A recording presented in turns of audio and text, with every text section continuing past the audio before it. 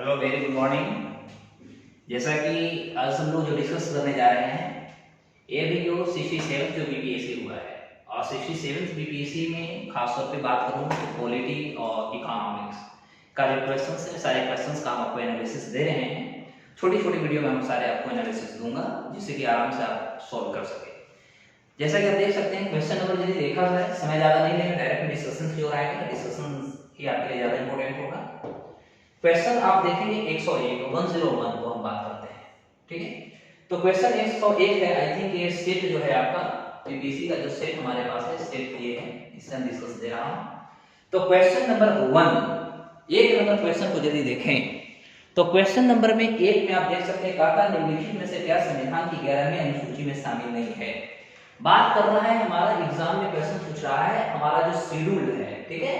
तो ये हमारा शेड्यूल 11th की बात कर रहा है, यानी जो हमारा भारत के संविधान के जो 11वां शेड्यूल है, इस 11वां शेड्यूल में ऐसा कौन सी चीज है जो इसमें मेंशन नहीं किया गया, एक क्वेश्चन को आपको पूछता है। तो आपको मैं बता दूं कि 11वां जो हमारा अनुसूची है, शेड्यूल का हिंदी होता है अनुसूची, ठीक है।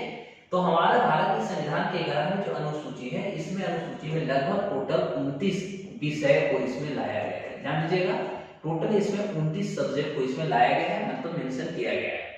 29 में क्या क्या है, तो 29 को मैं यदि आपकी ओरल बता दूं तो जैसे हमारा कृषि होता है, जिसको आप एग्रीकल्चर बोलते हो, तो कृषि हो जाता है। तथा कृषि से रिलेटेड जितने भी होते हैं, जैसे एग्रीकल्चर तथा एग्रीकल्चर एलाइड सेक्टर कर सकते हैं, कृषि तथा कृषि संबद्ध क्षेत्र बोलते हैं, ठीक है।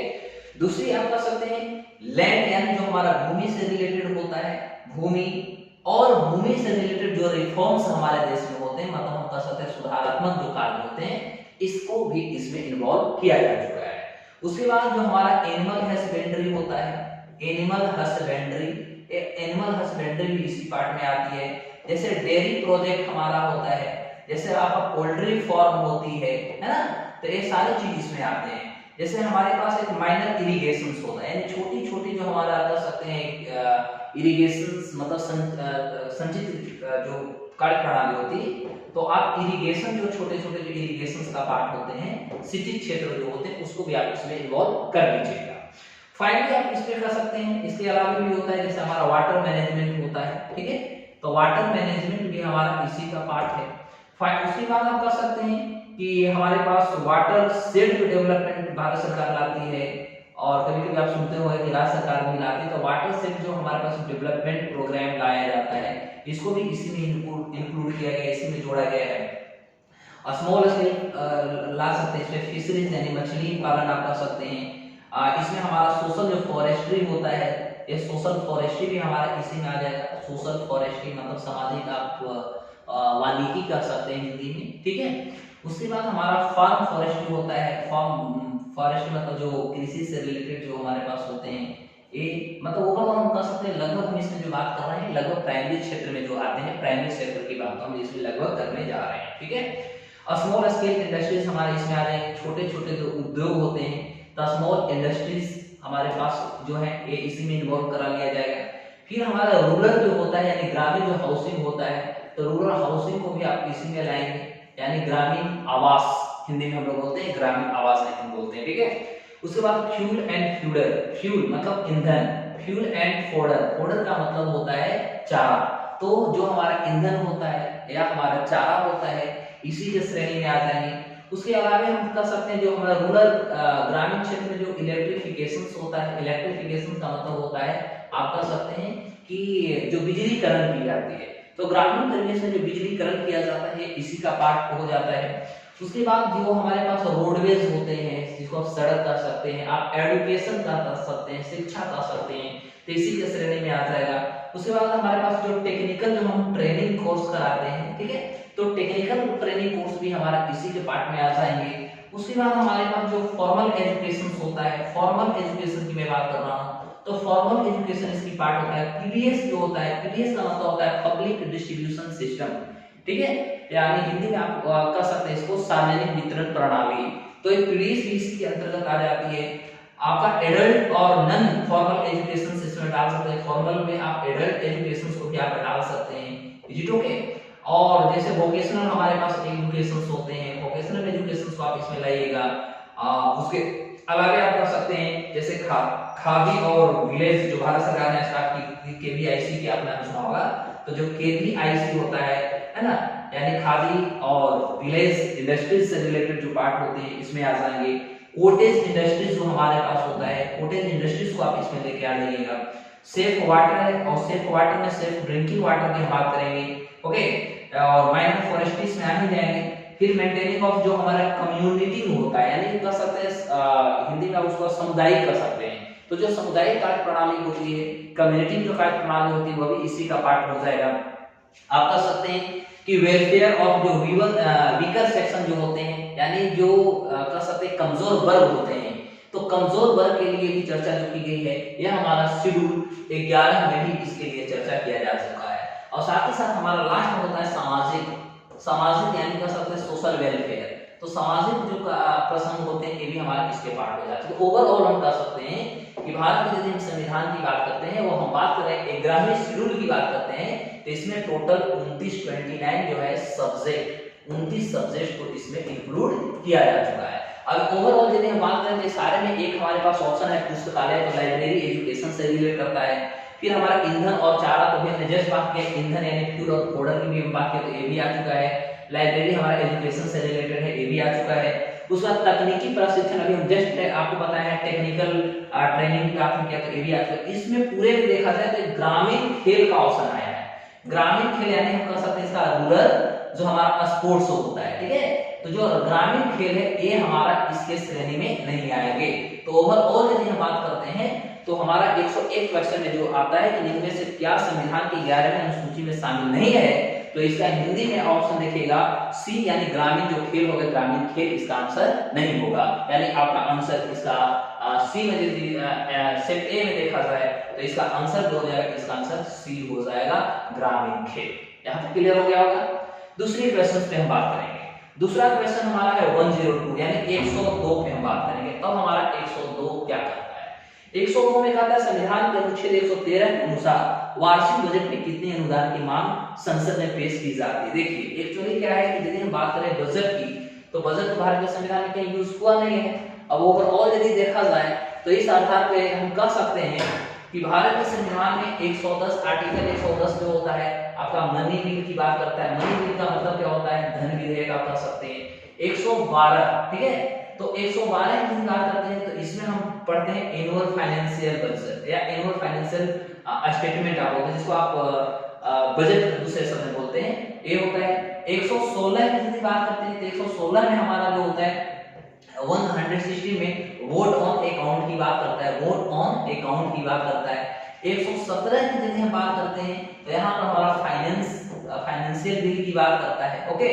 अब ओवरऑल यदि इसको जोड़ा जाए तो जितने भी हमारे पास बिल रिलेटेड संविधान यदि हम बात करते हैं वार्षिक बजट की बात करते हैं, सारे बजट में यदि देखा जाए तो ओवरऑल आर्टिकल 113 की जो चर्चा की गई इसमें कितने अनुदान की मांग की गई, जिसको हम लोग बोलते हैं ग्रांट, ठीक है। तो अभी ओवरऑल इसको हम फाइनल नहीं कर सकते हैं। इस आधार पे अकॉर्डिंग टू ऑप्शन जो होगा इसमें आप आंसर डायरेक्ट ई आंसर दीजिएगा, क्योंकि ये हमेशा बदलते रहता है। ये फाइनली इसमें हम नहीं कर सकते कि क्या हो सकता है, क्योंकि अभी तक कहीं इसका रिकॉर्ड नहीं मिल पा रही है ओरिजिनल। तो इसलिए हम इसका आंसर जो रखेंगे हम इसका ई रखेंगे। हो सकता है आप लोगों को पता हो तो आप इसको कमेंट बॉक्स में बताएं, फिर हम उसको जांच करूंगा। Is it okay? अब हम देखते हैं क्वेश्चन नंबर 103 हमारे पास है। 103 क्वेश्चन ऐसा जैसा कि हमने आपको लास्ट में भी बताया था, और एक इसमें हमने 103 के क्वेश्चन का हम वीडियो भी बना दिए हैं। तो इसमें हमारा है राष्ट्रीय विस्तार सेवा। ध्यान देंगे, इसमें पूछा है कि राष्ट्रीय विस्तार जो सेवा है, विस्तार सेवा, इसको इंग्लिश में बोलते हैं नेशनल एक्सटेंशन सर्विस। तो इसकी स्थापना जो हुई थी, इसकी स्थापना देखा जाए तो हमने देखा था कि अप्रैल 1953 में ही इसको कर दिया गया था। Is it okay? अप्रैल 1953 में ही इसका स्थापना कर दिया गया था। लेकिन देखा जाए तो यहाँ पर क्वेश्चन पूछता है कि यह प्रारंभ कब की गई, तो यह भारत में जो प्रारंभ किया गया यानी लॉन्च हम कह सकते हैं, जो लॉन्च किया गया ये 2 अक्टूबर 1953 को इसको लॉन्च किया गया था। और यह क्या होती है, पंचायती राज इंस्टीट्यूशंस में आप कह सकते हैं। तो उसमें जो हमारा जो फंड होता है ना, वो फंड में कमी हो गई थी, कमी होने के कारण इसको उसमें लॉन्च नहीं किया गया था। और अंततः फाइनली हमने देखा था कि जो हमारे पास 73वां जो संविधान संशोधन हुआ था, और 73वां संविधान संशोधन के द्वारा जो हमारे पास पंचायती राज यानी PRI जिसको बोलते हैं पंचायती राज इंस्टीट्यूशन कॉन्स्टिट्यूशन जो बोलते हैं, इसको हम संवैधानिक स्टेटस दे दिया था। Is it okay? तो ये जो संवैधानिक स्टेटस हमने इसको दिया, उस आधार पर हम और कर सकते हैं कि ये जो दिया गया बलवंत राय मेहता कमेटी के द्वारा ये जो रिकमेंडेशन दी गई थी कि ये 3 स्तरीय पंचायत समिति यानी पंचायती राज इंस्टीट्यूशंस भारत में होंगे। ओके, तो फाइनली हम राष्ट्रीय विस्तार सेवा जो थी ये भी इसी का पार्ट है, इसी से इसको उद्धृत की गई थी और इसकी जो लॉन्चिंग हुआ था फाइनली वो 2 अक्टूबर 1953 को हुआ था। तो अकॉर्डिंग टू यदि ऑप्शन देखा जाए तो इसका आंसर जो हो जाएगा, इसका आंसर ए हो जाएगा। ए जो आपका इसका ऑप्शन है, आपका ए ऑप्शन इसका आंसर हो जाएगी। उसके बाद क्वेश्चन नंबर 104 को हम देखते हैं। 104 का 104 में क्या कहता है? 104 में क्वेश्चन है कि राज्य विधान परिषद, देखिए यहाँ पर क्वेश्चन कितना मजेदार है, राज्य विधान परिषद, ठीक है, हम सभी को पता है, पहले भी हमने वीडियो में बहुत बार बताया होगा, विधान परिषद का जो कॉन्सेप्ट था, यह कॉन्सेप्ट सबसे पहले यदि देखा जाए, जैसे गवर्नमेंट ऑफ इंडिया एक्ट जो 1919 आया था, 1919 आया था, उसमें भी थी, लेकिन भारत में विधान परिषद राज्यों की जो विधान परिषद का गठन हुआ था वह गवर्नमेंट ऑफ इंडिया एक्ट 1935 के तहत सबसे पहली यदि बात करते हैं, सबसे पहली बार, ठीक है, सबसे पहली बार भारत में वेस्ट बंगाल यानी पश्चिम बंगाल में हुआ था और वह पश्चिम बंगाल में 1937 में हुई थी। और पश्चिम बंगाल ही भारत के पहला ऐसा राज्य है जहां पर सबसे पहली बार एक हमारा जो विधान परिषद था इसको भंग भी किया गया, मतलब हम कह सकते हैं इसका गठन भी सबसे पहले पश्चिम बंगाल में हुआ और इसका सबसे पहले कह सकते हैं भंग भी जो किया गया वह 1969 में की गई और यह भी जो किया गया ये पश्चिम बंगाल में ही किया गया। अब यहाँ पर क्वेश्चन होती है कि इनमें से कौन सी श्रेणी से नहीं चुने जाते, तो देखिए इसमें जो हमारा स्थानीय जो होता है, स्थानीय का मतलब कर सकते हैं लोकल, जो हमारे पास कैंडिडेट्स होते हैं, तो लोकल निकाय तथा पंचायत के सदस्य इसमें आते हैं, ये तो हमारा सही हो गया। एक और सेकंड देखा जाए तो इसमें टीचर एसोसिएशन से भी आते हैं, शिक्षक भी इसमें चुनाव में आते हैं, ये भी सेकंड सही है। हमारा स्नातक स्तरीय यानी जो हम बैचलर डिग्री बोलते हैं तो स्नातक से भी इसमें आते हैं, ये भी सही हो गया। इसमें एक आपको आता है उद्योगपति का ऑप्शन आ रहा है, उद्योगपति यानी इंडस्ट्रियलिस्ट की हम बात करें तो इंडस्ट्रियलिस्ट जो होते हैं इस श्रेणी में इंडस्ट्रियलिस्ट नहीं आते हैं, यानी इस आधार पर हम यदि देखें तो 104 जो आपकी क्वेश्चन है इसकी ऑप्शन अकॉर्डिंग टू ऑप्शन देखा जाए तो इसका आंसर जो होगा डी हो जाएगा। Is it okay? इसका आंसर आपका क्या हो जाएगा? डी हो जाएगा। अगले क्वेश्चन की ओर आगे हम मूव करते हैं। अगला क्वेश्चन आपका 105 है। 105 में कहता है भारतीय प्रशासन ने विभाजन प्रणाली किससे संबंधित? देखिए विभाजन प्रणाली यानी कह सकते हैं डिस्ट्रीब्यूशन की बात कर रहा है। Is it okay? तो ये हमारा जो विभाजन प्रणाली है 105 में विभाजन प्रणाली कहता है एक किससे संबंधित है, तो लेखा परीक्षण यानी ऑडिटिंग की बात कर रहा है, केंद्र राज तो और एक नीतिकरण और एक है अखिल भारतीय सेवाएं, अखिल भारतीय सेवा ऑल इंडिया सर्विस। और हम सभी को पता है यानी 105 की बात कर रहे हैं, यानी ऑल इंडिया जो सर्विस होता है, ऑल इंडिया सर्विस यानी अखिल भारतीय सेवाएं की हम बात कर रहे हैं, इसकी स्थापना करने का जो अधिकार है एक इसको है तो राज्यसभा को भारत में है, राज्यसभा को इसका अधिकार पूर्ण रूप से इसको दिया जा चुका है। और ओवरऑल हम कह सकते हैं तो जो अखिल भारतीय सेवा तथा केंद्रीय जो सेवाएं हैं यही हमारा इसका पार्ट आंसर हो जाएगा, यानी 105 यदि ऑप्शन की बात करते हैं तो इसकी 5 जो ऑप्शन जो हो जाएगी अकॉर्डिंग टू ऑप्शन जो होगा इसका आंसर डी हो जाएगा। Is it okay? 106 क्वेश्चंस की हम बात करते हैं। 106 में कहता है निम्न में से कौन सी संसदीय समिति कार्यपालिका को नियम विनिमय बनाने के लिए प्रतियोगी शक्ति से संबंधित है? देखो कार्यकारी परिषद क्या होता है, जो हमारे लेजिस्लेचर का काम करता है, जो हमारे लॉ एंड ऑर्डर बनाता है। और यहाँ कहता है संसदीय समिति कार्यपालिका नियम विनिमय मतलब law and order plus exchange की बात कर रहा है के लिए प्रतियोजित शक्ति, प्रतियोजित शक्ति का मतलब हम कह सकते हैं कि रेगुलेट करने की जो एग्जीक्यूटिव पावर होती है उसकी बात कर रहा है कि किसके पास होता है। ठीक है, तो पहला ऑप्शन है कार्यकारी विधान पर समिति, तो होगा नहीं। सेकंड है अधीनस्थ, ये भी नहीं होगा। प्रशासकीय एडमिनिस्ट्रेशन, उसके बाद है प्रतियोगी विधान, तो ऑलरेडी आपके क्वेश्चंस में भी प्रतियोगी शक्ति ऑलरेडी आपको दे दिया है। और प्रतियोगी शक्ति का मतलब आप देख सकते हैं कि रेगुलेशंस की बात कर रहा है, यानी पावर टू मेक रूल्स की बात कर रहा है। और पावर टू मेक रूल्स हमारे यहाँ कौन करती है, तो कमिटी ऑन डेलीगेटेड लेजिस्लेशन, यानी इंग्लिश हिंदी की हम यदि बात करते हैं तो इसका आंसर हो जाएगा आई थिंक डी, यानी 106 का भी आंसर आपका हो जाएगा डी। ओके, अब 107 में देखिएगा, 107 के क्वेश्चंस में क्या आता है, 107 में क्या आता है क्वेश्चन है कि अनुच्छेद 300 है ना, अनुच्छेद 300 आपको पता है कि इसी में हमने आपको स्टडी करवाया था कि इसमें हमारा 300 का ए आ जाता है। तो 300 का ए में हमारा क्या होता है कि जो हमारा खासतौर पे कह सकते हैं कि जो हमारा 44वां संविधान संशोधन हुई थी, 42nd हुई थी 1978 में, है ना।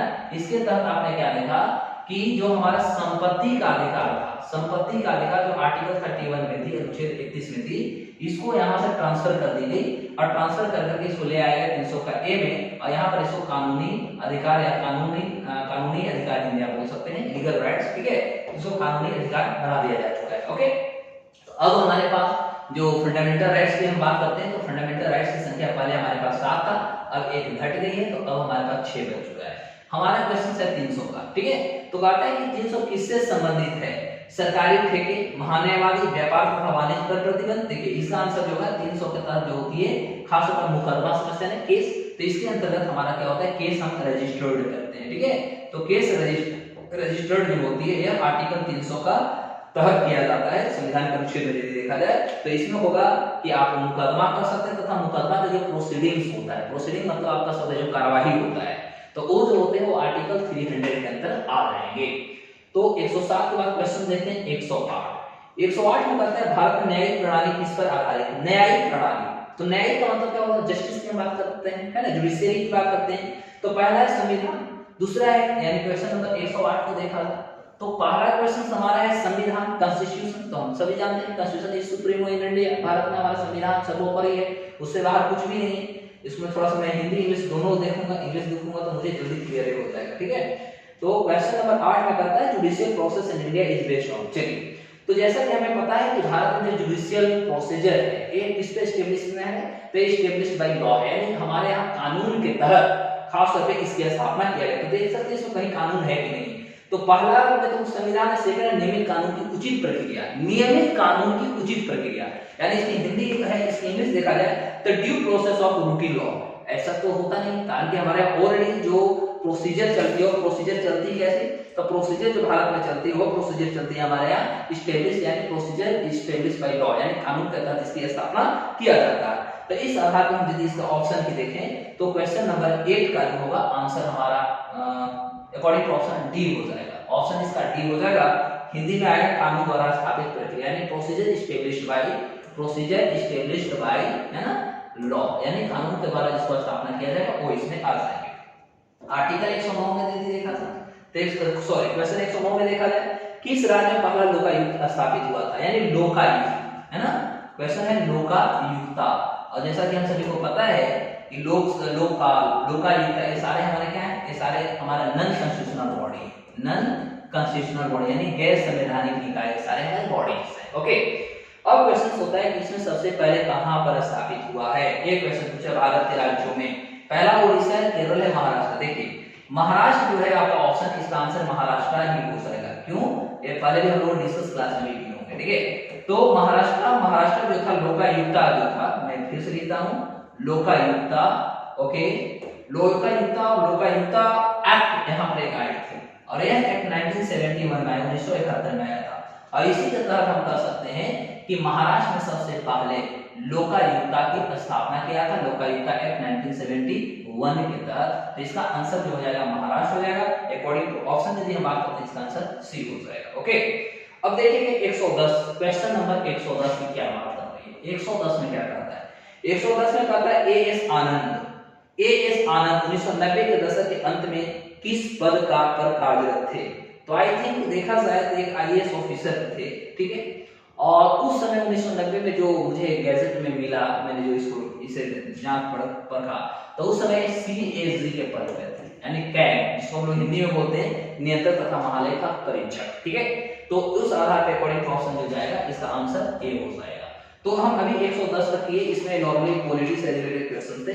और यदि हम 111 से बात करते हैं तो 111 से बहुत फैक्चुअल है, प्लस उसमें जानना हो जैसे इसमें 15वें वित्त आयोग के सदस्य इनमें से कौन नहीं है, ये सकते हैं दूसरे वीडियो में आपको एक एक करके फिर इसको हम क्लैरिफाई करेंगे, कौन मेंबर थे कौन मेंबर नहीं थे, ये सारी चीजों को हम फिर अगले टॉपिक में डिस्कस करेंगे। All the best, thank you. अगले वीडियो के लिए आप इंतजार करें, फिर अगले वीडियो में इसको और डिस्कशन देंगे।